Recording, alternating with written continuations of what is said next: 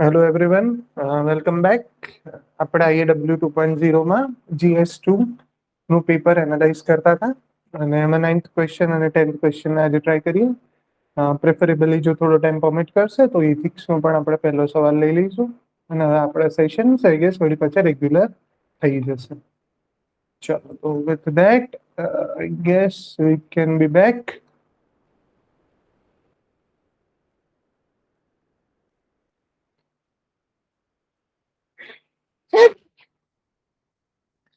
Sorry. ચાલો, તો આપણે ક્વેશ્ચનને પેસ્ટ કરીએ અને ગાડીને આગળ લઈ જઈએ. ક્વેશ્ચન શું કહે છે? I guess this is a policy of the recent government અને આના માટે તમારે કોઈ સબ્જેક્ટ નોલેજ કે સ્પેસિફિક વસ્તુની ખબર નથી. However, I would say this is an inter subject topic. Right, more or less ગવર્નન્સના ટોપિકમાં તમે એને કનેક્ટ કરી શકો. ગવર્નન્સનો સવાલ કહી શકાય, પણ એટલીસ્ટ તમારું ખાલી બ્રોડ અન્ડરસ્ટેન્ડિંગ બી હોય ને સોસાયટીનું અને ગવર્મેન્ટની આઈડિયોલોજીનું, ઇકોનોમીનું, તો આ ક્વેશ્ચન બહુ સરસ રીતે હેન્ડલ થઈ શકે. ક્વેશ્ચન વાંચીએ. Government has no business to be in business. Right, government has no business to be in business. Analyze this statement of Prime Minister Shri Narendra Bhai Modi in the context of minimum government, maximum governance. વ્યવસાયમાં હોવું એ સરકારનો વ્યવસાય નથી. વડાપ્રધાન શ્રી નરેન્દ્ર મોદીના આ વિધાનનું minimum ગવર્નન્ટ અને maximum ગવર્નન્સના સંદર્ભમાં પૃથ્થકરણ કરો. રાઈટ, એનાલાઇઝ એટલે શું કરશો? તમે એને નાના નાના ભાગમાં ડિવાઈડ કરશો, બરાબર, અને પછી દરેક ભાગને અલગથી સમજાવવાનો ટ્રાય કરી અને છેલ્લે એને કલેક્ટિવલી એક નામ, એક કન્ક્લુઝન બાજુ લઈ જશો. ઠીક છે? ચલો, શું કે છે સ્ટેટમેન્ટ? સ્ટેટમેન્ટ એવું કે છે કે એના બે પાર્ટ છે. આ એક સ્ટેટમેન્ટ છે, એનો એનાલાઇઝ કરવાનું છે અને એનો કન્ટેક્સ કયો છે? ધીસ ઇઝ અ બેકગ્રાઉન્ડ, કે જ્યાં આપણા પીએમ સાહેબ પણ એવું માને છે કે ભાઈ મિનિમમ ગવર્નમેન્ટ અને મેક્સિમમ ગવર્નન્સ એ હોવું જોઈએ. ચલો, તો પહેલા કેટલાક ટર્મિનોલોજી સમજીએ કે ભાઈ છે શું. તમને જો GS2 ના સબ્જેક્ટનું નામ ખબર હોય તો એ શું છે? Public administration and governance. જો પબ્લિક એડમિનિસ્ટ્રેશન એટલે શું? ફોર એક્ઝામ્પલ, બે ટાઈપના ગુડ્સ હોય છે. એક હોય છે પ્રાઇવેટ ગુડ્સ, રાઈટ, અને બીજા હોય છે જેને કહેવાય પબ્લિક ગુડ્સ. ચલો, કોઈ ડિફાઇન કરશે ઇકોનોમીના કોન્સેપ્ટ છે? What is private good, what is the public good? Can anybody just clarify what is private good, what is public good? Private good versus public good. कोई कैसे माने? What is private good, what is public good?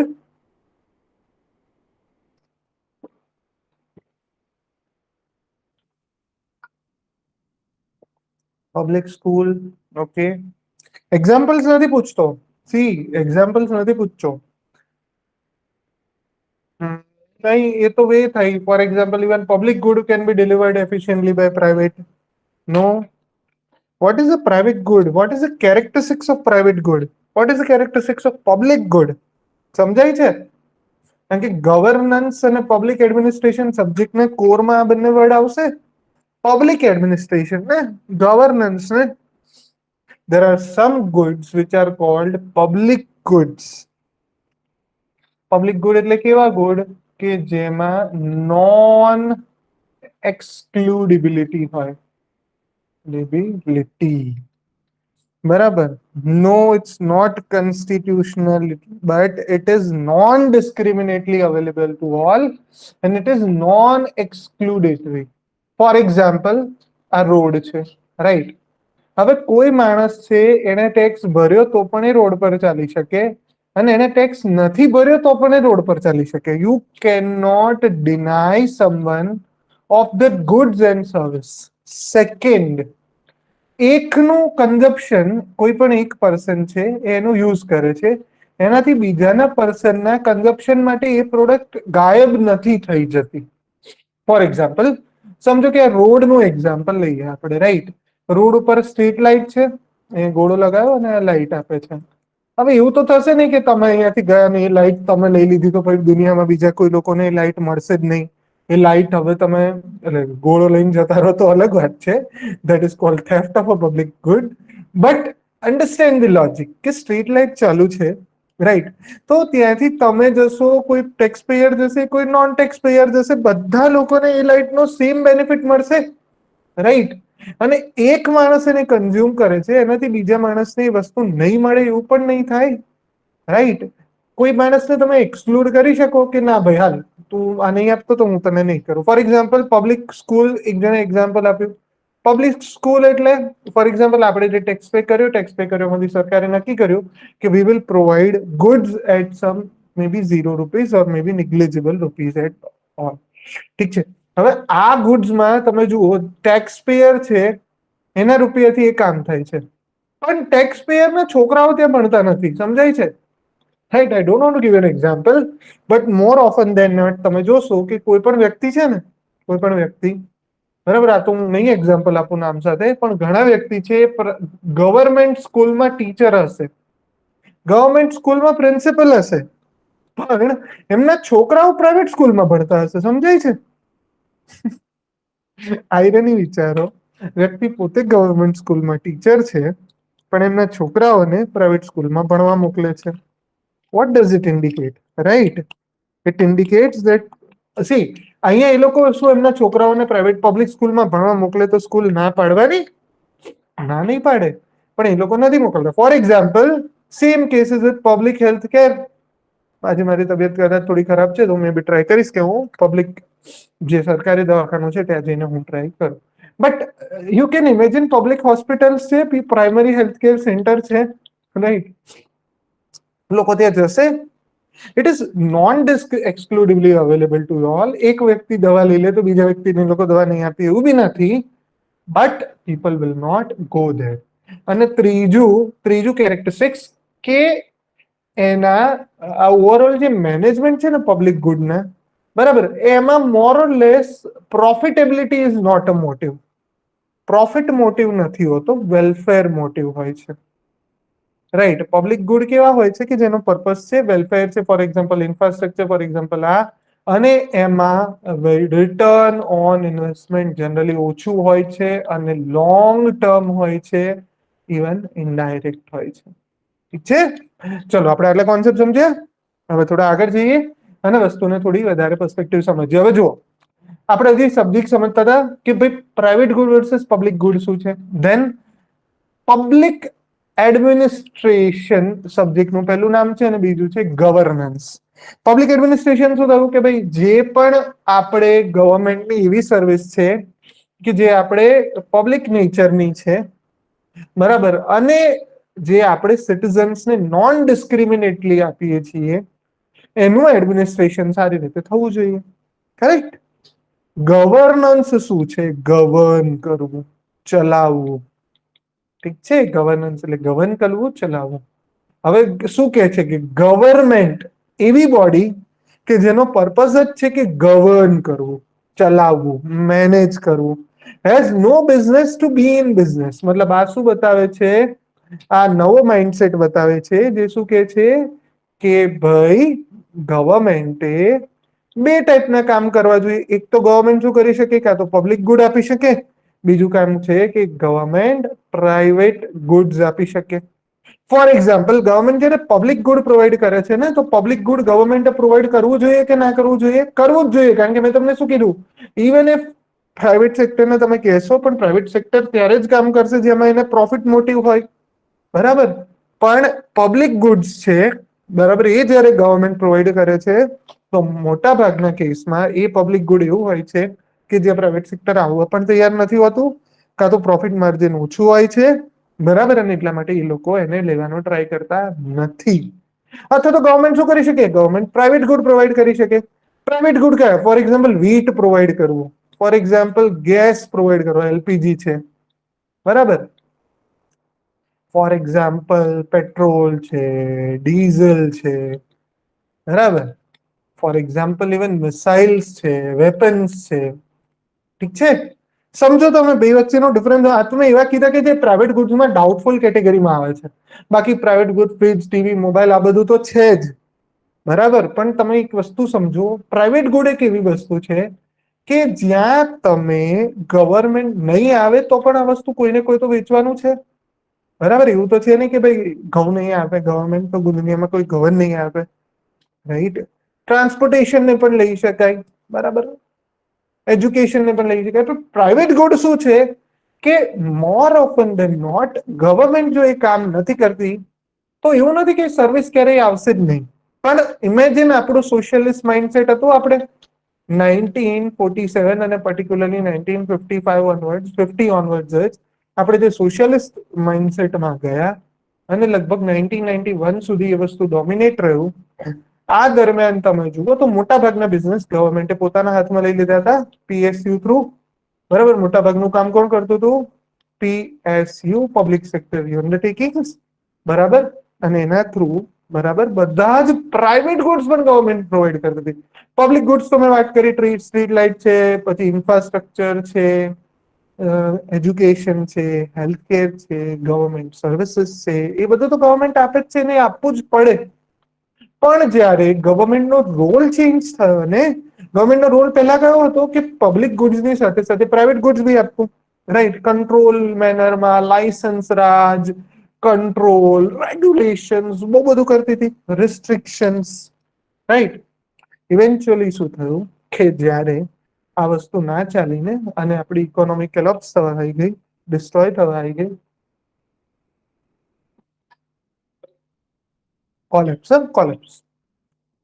તો ત્યારે એ હાલત થઈ કે હવે government પર આઈડિયલી આપણે કોઈ વાર એક સ્ટોરીમાં બી જઈશું, ધ સ્ટોરી ઓફ એલપીજી, અને આપણે ડીકોડ કરશું કે એલપીજી રિફોર્મ્સની સાચી ક્રેડિટ કોને મળવી જોઈએ, બરાબર. બહુ જ ઇન્ટરેસ્ટિંગ સ્ટોરી છે, જઈશું ક્યારેક.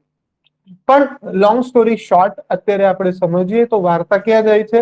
વાર્તા ત્યાં જાય છે કે ભાઈ જ્યારે હવે પબ્લિક ગુડ છે એને તો સરકારે આપવું જ પડશે, પણ જ્યારે સરકાર પ્રાઇવેટ ગુડ પણ આપે છે ને, જેમ કે ફાર્મ સબસિડીઝ છે, લોન વેવર છે, બરાબર.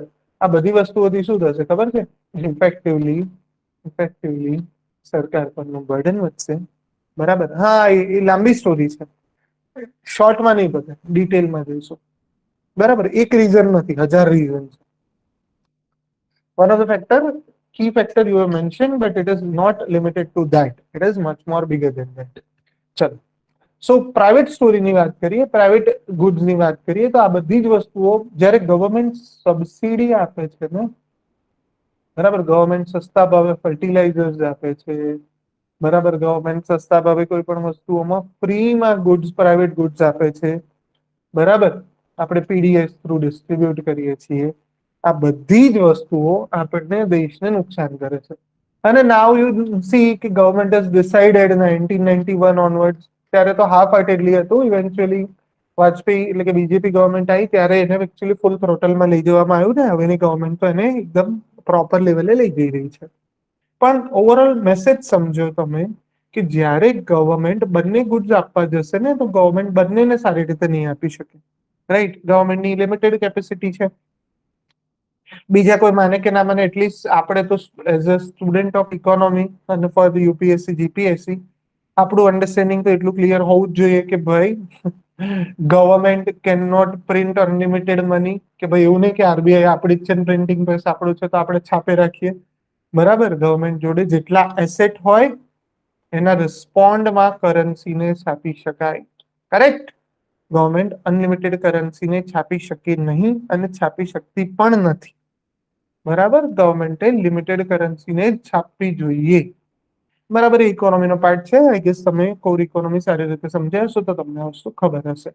સો now you look at the question, ગવર્મેન્ટનો શું રોલ છે કે government has no business to be in business. જ્યારે પ્રાઇવેટાઇઝેશનને આપણે એલાઉ કર્યું છે તો private sector private goods provide કરશે.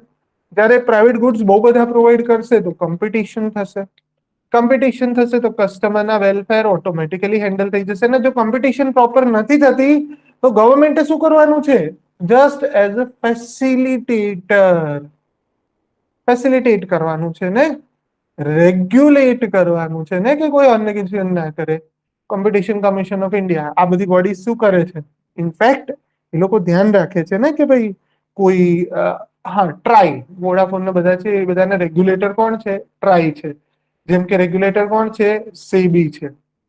બરાબર, જેમ કે આઈઆરડીએઆઈ છે ને ઈરડા, બરાબર, જેમ કે પીએફઆરડીએ છે, બરાબર, જેમ કે petroleum and natural gas regulator agency, regulation agency એવી કઈક બોડી છે. આ બધી તમે જુઓ ને તો બોડીનું કામ શું છે? ઓવરઓલ રેગ્યુલેટ કરે છે. પણ ગવર્મેન્ટનું કામ પોતે બિઝનેસ આપવું નથી, સમજાય છે? તો જે લોકો એવું કે છે ને કે ગવર્મેન્ટ પ્રાઇવેટાઇઝેશન ના કરવું જોઈએ, and it is like selling this silver, family silver. જયારે ગવર્મેન્ટને લેફ્ટ આઈડિયોલોજી છે ને, સોશિયલિસ્ટ આઈડિયોલોજી, જે એવું કે છે કે ભાઈ પ્રાઇવેટાઇઝેશન ઇઝ બેડ, આઉટરાઇટલી બેડ, અને રાઈટ આઈડિયોલોજી કે ભાઈ there is no business purpose of government to be in business, અને એટલા માટે ગવર્મેન્ટનો મેઇન પર્પસ શું હોવો જોઈએ? Minimum government, maximum governance.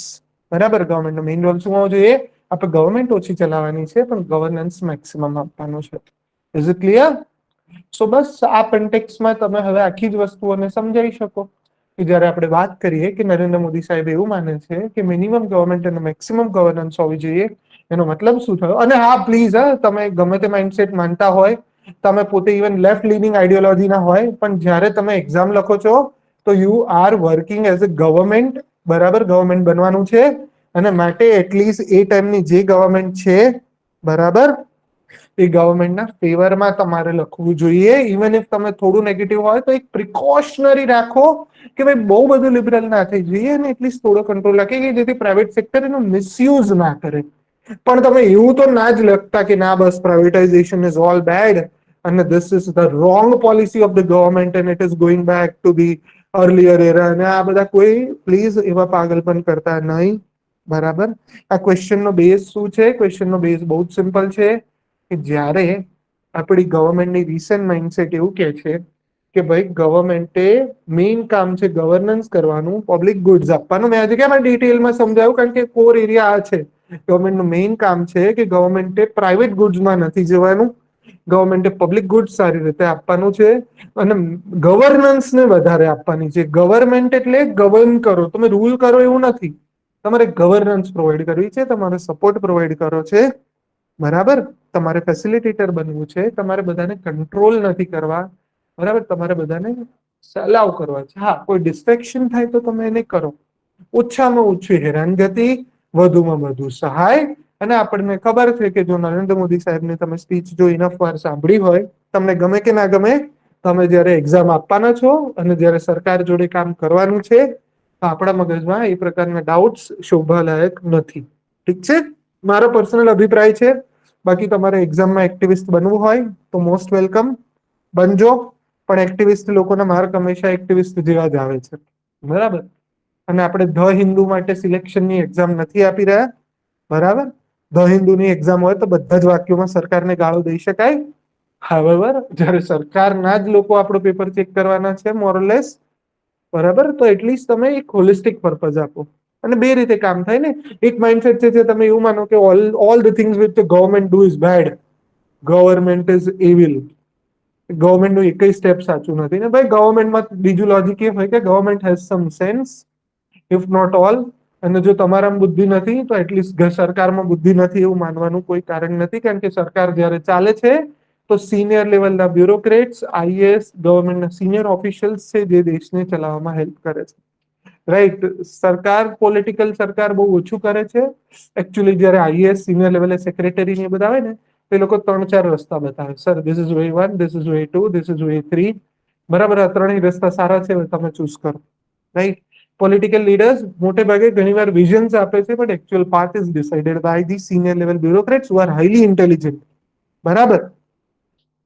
Minimum government or limited government are not limited. Limited government is for example government બહુ ઓછા એરિયામાં પોતાને લિમિટ કરી છે. મિનિમમ ગવર્મેન્ટ ઇઝ કે ગવર્મેન્ટ નો રોલ લઘુત્તમ છે. ગવર્મેન્ટ બધી જ જગ્યાએ ગુંડાગર્દી જે ટ્રેડિશનલ રોલ છે એ નથી કરતી, બરાબર. ગવર્મેન્ટ મોટે ભાગે ખાલી એક બાય સ્ટેન્ડર છે, એક સપોર્ટર છે, એક ફ્રેન્ડ છે, બરાબર, અને વધુમાં વધુ સહાયતા કરે છે, વધુમાં વધુ મદદ કરે છે, લોકોને આગળ આવવું છે તો એ રસ્તામાં હેલ્પફુલ છે. ઠીક છે. સગે ક્વેશ્ચન આપણે બહુ જ સરસ રીતે ડિસ્કસ કર્યો. આ ટોપિક તમારો આખો ડિસ્કસ થઈ ગયો. ગવર્મેન્ટની આઈડિયોલોજી, માઇન્ડસેટ, ઇકોનોમીનો કોન્સેપ્ટ બધા લેવલે આપણે જઈને આ ટોપિકને સમજી લીધો. કરેક્ટ. ચલો તો હવે એક બીજો ક્વેશ્ચન આજે એક જ થશે ને, એટલીસ્ટ એ સાથે આપણા આ ટોપિક પતી જશે. કાલે આપણે ઇથિક્સ પર જઈશું. ચલો.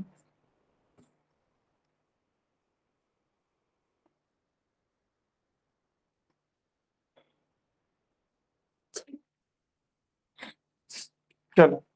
Discuss the importance of all India services. Is there a need for a few more all India services in present administrative context? બહુ સરસ છે સવાલ. અખિલ ભારતીય સેવાઓની અગત્યતાની ચર્ચા કરો. આઈ ગેસ આ સ્ટેટિક સવાલ છે. દરેક બુકમાં, સ્ટેન્ડર્ડ બુકમાં તમને આનો જવાબ મળી જાય. આનો જવાબ તમને પોલિટીના એંગલથી બી મળશે. એનો સવાલ તમને પબ્લિક એડમિનિસ્ટ્રેશન અને ગવર્નન્સના એંગલથી પણ મળશે. આજકાલના સમયમાં, પ્રેઝન્ટ કન્ટેક્સમાં શું આવી વધારે સેવાઓની જરૂર છે? મતલબ you are suppose to discuss the pros and cons. શું આવી સર્વિસ વધારે હોવી જોઈએ? હોવી જોઈએ. તો એના ફાયદા શું છે? ન હોવી જોઈએ, અથવા તો એ વસ્તુ વધારે રાખવામાં રિસ્ક કયા કયા છે? 1 2 3 ધેટ્સ ઇટ. સમજાય છે? ખાલી એટલી જ વસ્તુઓની વાત કરવાની છે આપણે. બરાબર. બહુ સિમ્પલ સવાલ છે. ઓલ ઇન્ડિયા સર્વિસની ઇમ્પોર્ટન્સની ચર્ચા કરો. ઓલ ઇન્ડિયા સર્વિસ હશે, વધારે હશે તો શું ફાયદા છે, વધારે છે તો શું નુકસાન છે, કાં તો શું નવી ચેલેન્જીસ આવશે. બરાબર. કરીએ ચર્ચા. ચલો એક બહુ બ્રીફમાં ડિસ્કશન કરી લઈએ. કશું કઈ છે નહીં બહુ ખાસ. ચલો, ઓલ ઇન્ડિયા સર્વિસીસના એડવાન્ટેજીસ. પહેલા ઓલ ઇન્ડિયા સર્વિસ શું છે ખબર છે? ઇન્ડિયામાં કેટલી છે? ઓલ ઇન્ડિયા સર્વિસીસ કેટલી છે? 3 છે. કઈ કઈ? ઇન્ડિયન એડમિનિસ્ટ્રેટિવ સર્વિસીસ, બીજી ઇન્ડિયન પોલીસ સર્વિસીસ, ત્રીજી ઇન્ડિયન ફોરેસ્ટ સર્વિસીસ. ઠીક છે? કરેક્ટ. આપણી આ 3 સર્વિસીસ છે ઓલ ઇન્ડિયા સર્વિસીસ છે. ઓલ ઇન્ડિયા સર્વિસીસ છે મતલબ કે જેમાં જે પણ વ્યક્તિ છે એનું રિક્રુટમેન્ટ તો થાય છે સેન્ટ્રલ લેવલે, દેટ ઇઝ થ્રુ યુપીએસસી, જેનું અદ્ભુત પેપર તમે ગઈકાલે આપીને આવ્યા હશો ઘણા બધા. બરાબર.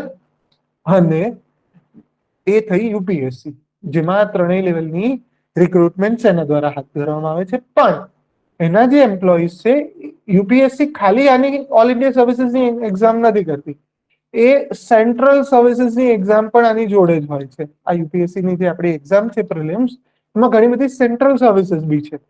તો ફરક શું છે ઓલ ઇન્ડિયા સર્વિસીસમાં? ઓલ ઇન્ડિયા સર્વિસીસમાં પર્સન એને કોઈ સ્ટેટ કેડર પણ આપવામાં આવે છે, પણ જોડે જોડે એની લાયબિલિટી સેન્ટ્રલ ગવર્મેન્ટ એટલે કે યુનિયન ગવર્મેન્ટ માટે પણ હોય છે. બરાબર. એ લોકો સેન્ટરમાં, એને એપોઇન્ટ કરવામાં આવે છે પ્રેસિડેન્ટ દ્વારા. બરાબર. એ લોકોને કોઈ સ્ટેટમાં મૂકવામાં આવે છે, એ સ્ટેટની અંદર, ત્યાંની સરકારની અંદર રહીને સરકાર સાથે કામ કરે છે. બરાબર. ત્યાં એ કામ શેની સાથે કરે છે? સરકાર સાથે કામ કરે છે. પણ એ સરકારને ખાલી જવાબદાર નથી. બરાબર. એ સ્ટેટ ગવર્મેન્ટ અને સેન્ટ્રલ ગવર્મેન્ટ બંને માટે જવાબદાર છે. બંને વચ્ચે એક લિંકનું કામ કરે છે, બંને વચ્ચે એક મીડિયેશનનું કામ કરે છે, બંને વચ્ચે એક બેલેન્સિંગ એક્ટ કરે છે. ઠીક છે. અને દર થોડા વર્ષે જે આઈપીએસ આઈએએસ હોય છે સેન્ટ્રલ સર્વિસીસમાં ડેપ્યુટેશન પર જાય છે, યુનિયન ગવર્મેન્ટમાં જાય છે, અને તેમણે અમુક વર્ષો કામ કરે છે. ઠીક છે. ઇવન જે તમે સેન્ટ્રલ લેવલે સેક્રેટરીએટ જુઓ છો, એ લોકોને પણ સ્ટેટ લેવલની કેડરમાંથી ધીમે ધીમે સિનિયોરિટી આવે ત્યાંથી પિકઅપ કરવામાં આવે છે. ઠીક છે. Is it clear? So all India સર્વિસીસના ફાયદાઓ કયા કયા છે? Why it is important? ચલો કોઈ મને કહેશે ફાયદાઓ કયા કયા છે? બહુ જનરલ લેવલે પણ તમે લખી શકો, કોઈ જ તમારે બહુ હાઈફાઈ લેવલે જવાની જરૂર નથી. બરાબર. એકદમ કોમન અન્ડરસ્ટેન્ડિંગ હશે, સરસ મજાનું ચાલી જશે. ઓલ ઇન્ડિયા સર્વિસીસની ફાયદા કયા કયા છે? ચલો, પહેલું યસ, નેશનલ ઇન્ટિગ્રિટી, આખા દેશને ભેગો રાખે છે. બરાબર. પછી સિમિલારિટી એન્ડ એડમિનિસ્ટ્રેશન, યુનિફોર્મિટી. બરાબર. ધેન યુનિટી ઇન ડાયવર્સિટીને પ્રમોટ કરે છે. યસ. બરાબર, એક કોમન ફ્રેમવર્ક આપે છે, કોઓર્ડિનેશન અલાઉ કરે છે, બરાબર, બિટવીન સેન્ટર અને સ્ટેટ વચ્ચે. સમજાય છે? યસ. પછી શું કરે છે, મતલબ કે આવા 4-5 પોઈન્ટ લખી દો, બહુ બધું આપણે જરૂર નથી જવાની. ઠીક છે, કોર વેલ્યુ થઈ ગઈ. આમાં 50 પોઈન્ટ બી લખાય, આમાં 5 પોઈન્ટ બી લખાય. આપણે એક પેજમાં શું કરી શકીએ, ઇન્ટ્રોડક્શનમાં તમે 3 સર્વિસીસ ની નામ લખો અને 3 સર્વિસીસ શું બેનિફિટ આપે છે એકદમ બ્રીફમાં કહી દો. ઠીક છે. કેમ એને ઓલ ઇન્ડિયા સર્વિસ કહેવાય છે, ઓલ ઇન્ડિયા સર્વિસીસ કઈ કઈ છે અને એની બેનિફિટ કયા કયા છે, એની યુટિલિટી અગત્યતા કઈ છે, પછી આટલું એક પેજમાં માંડ આવશે. બરાબર. ધેન તમે શું કરી શકો, તમે જતા રહો કે વધારે ઓલ ઇન્ડિયા સર્વિસીસ હશે. કઈ કઈ ઓલ ઇન્ડિયા સર્વિસીસ ની કઈ કઈ વાત છે, જેમ કે ઓલ ઇન્ડિયા જ્યુડિશિયલ સર્વિસીસ ની એક વાત થાય છે. બરાબર. એવી વાત થાય છે ને કે ભાઈ ડિસ્ટ્રિક્ટ જજીસ ને એનાથી ઉપરના લેવલે તમે એક આવી ઓલ ઇન્ડિયા સર્વિસીસની એસ્ટાબ્લિશમેન્ટ કરી શકો. બરાબર. પછી બીજી કઈ સર્વિસીસની ડિમાન્ડ છે કે ભાઈ કઈ ઓલ ઇન્ડિયા લેવલે સર્વિસ હોવી જોઈએ, એક મેડિકલ સર્વિસીસની વાત છે કે ઓલ ઇન્ડિયા મેડિકલ સર્વિસીસ. બરાબર, એટલે હેલ્થ સર્વિસીસ ની વાત કરો, ઓલ ઇન્ડિયા હેલ્થ સર્વિસીસની, મેડિકલ સર્વિસીસ, હેલ્થ સર્વિસીસની એક વાત છે. ઇવન એજ્યુકેશનમાં બી થોડી ઘણી ડિમાન્ડ છે, પણ એટલી બધી નથી. બરાબર. આ બે એરિયામાં અત્યારે એક હાઈ ડિમાન્ડ છે. તો શું ફાયદો છે, એક પેરેગ્રાફમાં તમે ફાયદાઓ લખી દો કે ભાઈ જયારે વધારે ઓલ ઇન્ડિયા સર્વિસીસ હશે તો આગળના જે બેનિફિટ છે, continuity, stability, uniformity, timeliness, better coverage, better enhancement, quality, sustainability, promotion, બધી જ વસ્તુઓ જોવા મળશે. કોમન બ્રધરહુડ થશે, દરેક લોકોને ઇક્વાલિટી, ઇક્વિટી બધું મળી જશે. બરાબર. પણ થોડી ઘણી ચેલેન્જીસ બી હશે. કઈ કઈ કે ભાઈ આપણને ઓલ ઇન્ડિયા સર્વિસીસ ના થ્રુ ઇનડાયરેક્ટલી સેન્ટ્રલ ગવર્મેન્ટ છે, સ્ટેટ ગવર્મેન્ટ પર કંટ્રોલ કરે છે, તો એ રીતે ફેડરલિઝમ ના પ્રિન્સિપલ, સ્ટેટ નું ફ્રીડમ, બરાબર, ફેડરલિઝમ નો પ્રિન્સિપલ, અને ઘણી વાર એ લોકો લોકલ ઇન્ટરેસ્ટ નથી ને ખબર હોતી, ઓલ ઇન્ડિયા લેવલમાંથી ગમે ત્યાં મૂકે તો એ લોકો લોકલ નોર્મ્સ, કસ્ટમ્સ એ બધું હોય, અને મોટા ભાગે અમુક રીજન નું ડોમિનેશન હોય. એને લીધે લોકલ લોકોને એલિયનેશન ની ફિલિંગ થાય, અને મે બી એ લોકોને એવું લાગે કે આપણા જ એડમિનિસ્ટ્રેશનમાં આપણો કોઈ રોલ નથી, અને સેન્ટ્રલાઈઝિંગ ટેન્ડન્સી વધે, અને લોકોને એકદમ ડાયવર્સ, એકદમ રિબેલિયન ટાઈપની ફિલિંગ ઉભી થાય. બરાબર. અને માટે આવું કઈક થઈ શકે. અને આનું કન્ક્લુઝન કેવું કરાય, જ્યાં કશું ના સમજાય ત્યાં શું કરવાનું, કશું નહી કહેવાનું. કહી દેવાનું કે આ વસ્તુ સારી છે, પણ એના પર પાર્લામેન્ટ્રી જે પાર્લામેન્ટરી કમિટીઝ હોય છે ને, બરાબર, પાર્લામેન્ટરી કમિટી સામે આ વસ્તુ મુકાવી જોઈએ. બરાબર. હાઈએસ્ટ લેવલની સિવિલ સર્વિસીસ બોડીઝ જે છે, સિવિલ સોસાયટી જે છે, એને ડિસ્કશન ડિબેટ કરવું જોઈએ. આ પાર્લામેન્ટરી છે બોડીઝ જે છે, પાર્લામેન્ટરી કમિટી છે, આ ઇસ્યુને લાવે, આના પર કોઈ બિલ બનાવે, વાઇડ સ્કેલ કન્સલ્ટેશન થાય, બધી જ વસ્તુઓના બ્રોડ કોન્સ અને એ બધું ધ્યાનમાં લેવામાં આવે. સ્ટેટ્સની પણ જોડે કન્સલ્ટેટ કરવામાં આવે. બરાબર. સ્ટેટ નો પણ ઓપિનિયનને લેવામાં આવે, અને એ રીતે આને કામ કરવામાં આવે. ઠીક છે. So this is I think કે આવી રીતે કંઈક આપણે કરી શકીએ. કરેક્ટ. બહુ જ સિમ્પલ સવાલ છે, કશું જ હાઈફાઈ નથી. ક્લિયર. જો આ બહુ જ ઈઝી સવાલ હતો. I would say this is a ચિલ્લર ક્વેશ્ચન. અને આમાં તમારે બીજું કોઈ જ વસ્તુમાં જવાની પણ જરૂર નથી. બહુ જ મફતમાં માર્ક લઈ લેવા વાળો સવાલ છે. આમાં મને 5.5 કે 6 માર્ક મળેલા છે. બરાબર. અને ઓલવેઝ બિલીવ મી, એડમિનિસ્ટ્રેશન ગવર્નન્સમાં 5.5 mark is a great mark. બરાબર. 5.5-6 માર્ક એ ગ્રેટ માર્ક કહેવાય છે. બહુ વધારે કહી શકો તમે. બરાબર. સો if you are scoring this, don't worry, you are already good to go. ઠીક છે. બરાબર. તો કશી ચિંતા કરવી નહીં. પેપર બહુ જ ઈઝી હોય છે. તમે જો એક સવાલમાં કઈ દમ હતો. બરાબર. કોન્કરન્ટ લિસ્ટમાં. ઠીક છે. બાકી બીજી બધી જ વસ્તુઓ મોં છે. Keep enjoying. બરાબર. અને શાંતિથી ભણતા રહો. સબ્જેક્ટને આપણે સમજીએ છીએ, સમજણ કેળવો. I guess if you can build even that, you will ensure that you are scoring a great marks. ઠીક છે. So that has been also the reasons and motives of us કે આપણો પર્પઝ જ એ છે કે આપણે આ વસ્તુને ઇન્વાઇટ કરી શકીએ. ઠીક છે.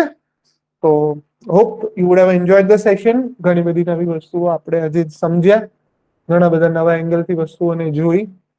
હોપફુલી તમને આજે પણ બેનિફિટ થયો હશે, બરાબર. તો રેગ્યુલરલી મળતા રહીશું.